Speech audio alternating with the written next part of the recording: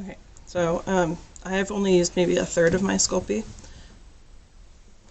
my whole chunk, and I'm going to roll it out. Probably easier to use one of the rolling pipes in the back, but I'm showing you by hand in case you are doing this at home or don't have that option.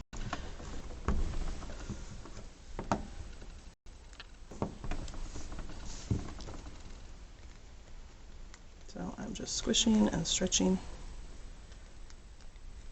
You want it pretty thin, just like with the food.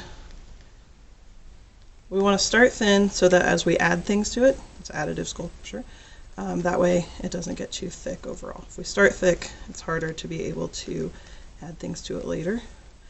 In general, Sculpey won't really crack, but better to be a little safe than sorry than have it crack in the oven.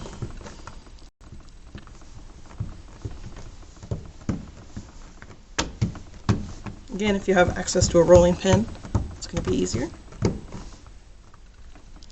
Okay, but I've gotten a pretty nice chunk here. Here's my armature, and I'm just going to lay it across however I think it fits best.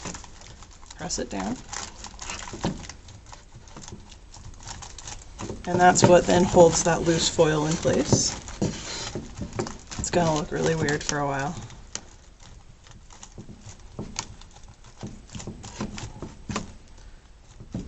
I didn't pack my foil very tightly. I like to have room to work with it still, but it does make it more lumpy in the beginning.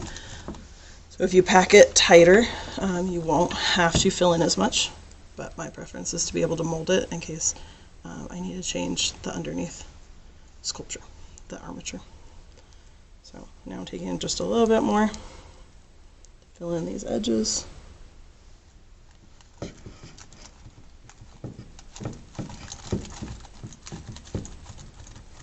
And I'm not worrying about smoothing my seam yet, but I'm making sure that they're pressed in together.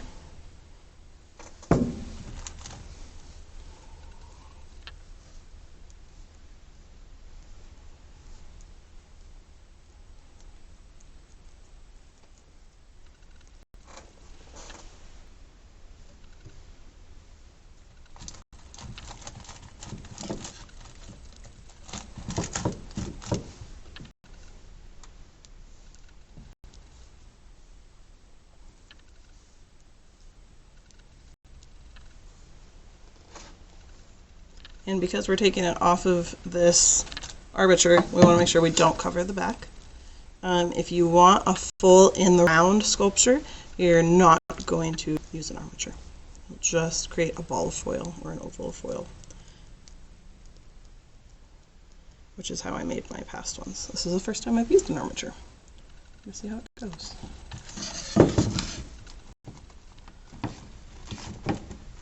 So that's as much coverage as I want in the back. You can see all my seams are still there.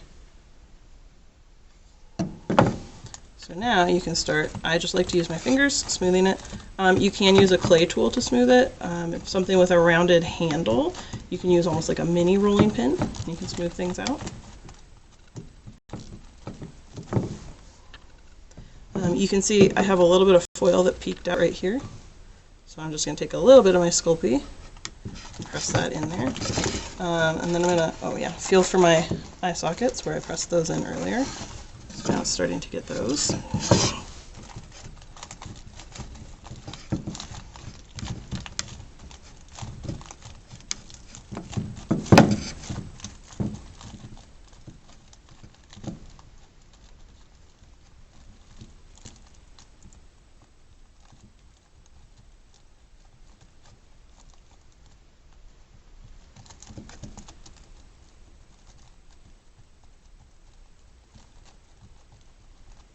So this is just still me working on smoothing some bits of it, getting all my seams blended. Seams being the line where the two pieces of clay for Sculpey meet.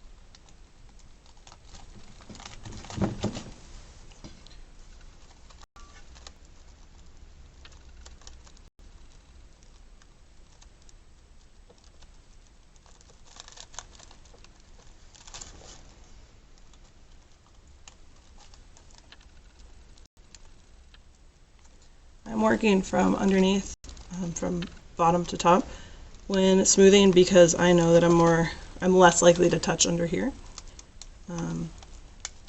So that way I don't smooth something and then mess it up. Like right now I'm holding, so I wouldn't have wanted to smooth up here first, because I would have then pressed it with my fingers later to do the chin.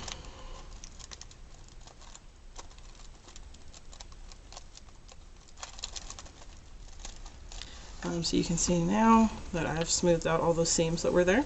So I'm going to start doing the same thing on the top. This is a fairly slow process. Once you're comfortable with it, it goes faster, but it's why we have 3 full weeks for this. Not only is it difficult, but it takes a little time to get it right. You have to be patient with it. But I do think it's easier than the white Sculpey.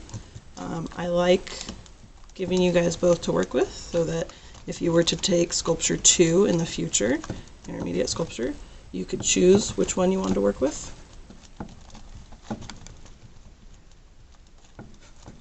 They are both good for different types of projects.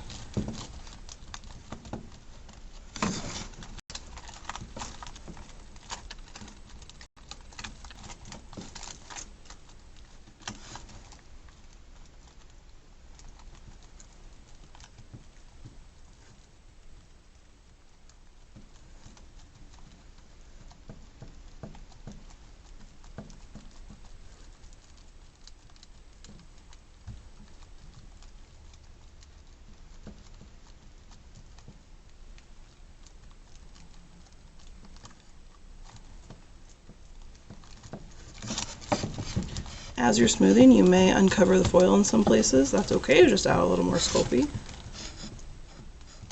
If you have any spots like my foil kind of caved in here, it's a little soft, you can add more Sculpey there as well to kind of fill in any gaps or like low spots.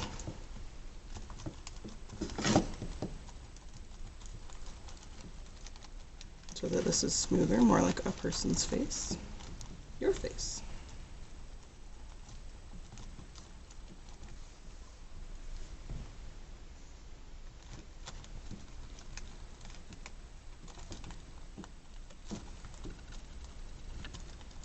I'm not going to worry about ears until much later.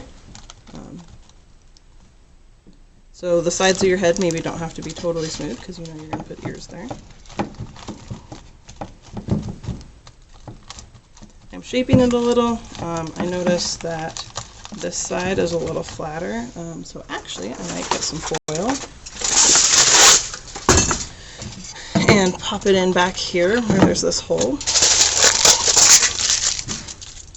to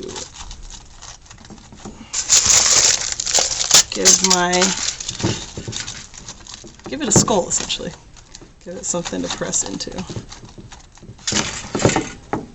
so that it is even on both sides and I don't have a dent in my head on one side.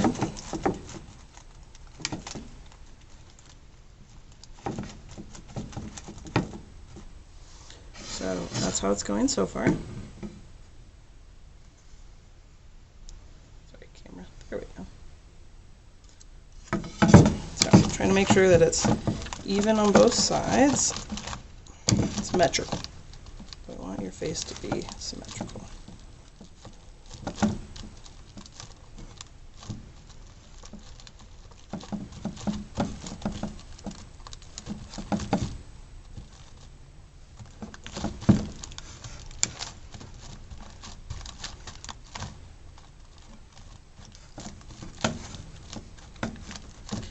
And hopefully you have taken pictures of both sides of your head, the front, perhaps going down and up so you can see what it looks like every direction.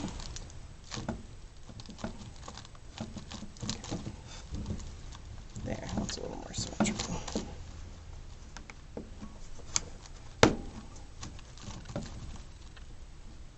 Alright, what I would do next is grab something. I forgot to grab myself a clay tool, so I'm just going to use the end of a paintbrush. But you would want to measure out where mouth, nose, everything ends. So there in the slideshow, there is a slide with kind of basic human proportions, but everyone's are different.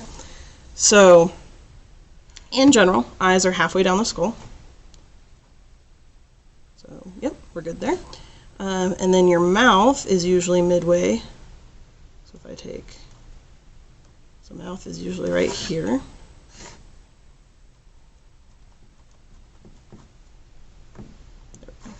Your nose is going to be, so I know these proportions, but check yours. Your lips are usually centered with your eyes. Your nose is usually ends at the inner corner of your eyes. So I made sure my eyes are in the middle. That's this line here. My nose is going to end here, lips here. My nose ends here and here, and my mouth ends just out a little bit from that. So now I have a basic layout of where I can start putting the facial features.